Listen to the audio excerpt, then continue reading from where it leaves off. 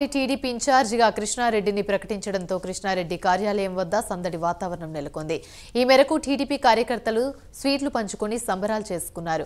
పూల వర్షంతో కృష్ణారెడ్డికి టీడీపీ కార్యకర్తలు ఘనస్వాగతం పలికారు. తనపై నమ్మకంతో ఇన్ఛార్జ్ పదవి అప్పగించినందుకు చంద్రబాబుకు, నారా లోకేష్కు కృష్ణారెడ్డి ధన్యవాదాలు తెలిపారు. అందరి సహాయ సహకారాలతో కావలిలో తెలుగుదేశం జెండా ఎగరవేస్తామన్నారు.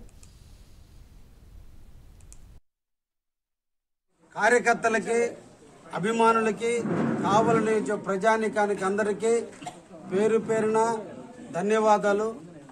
ఈ రోజున తెలుగుదేశం పార్టీ నాకు ఒక బాధ్యతని అప్పచెప్పింది.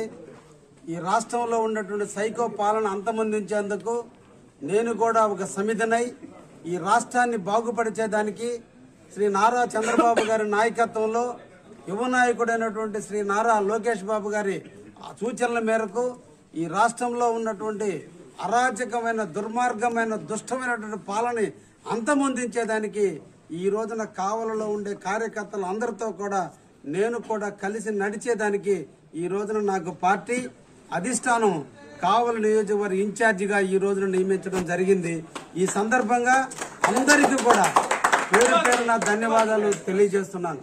శ్రీ మాలేపాటి సుబ్బానాయుడు గారు, వేదార్ రవిచంద్ర గారు, వాళ్ళిద్దరు సూచనల మేరకు, వారి ఆలోచనల మేరకు, వారు చూపినటువంటి మార్గంలో నేను ఈరోజు ముందుకు రావటం జరిగింది.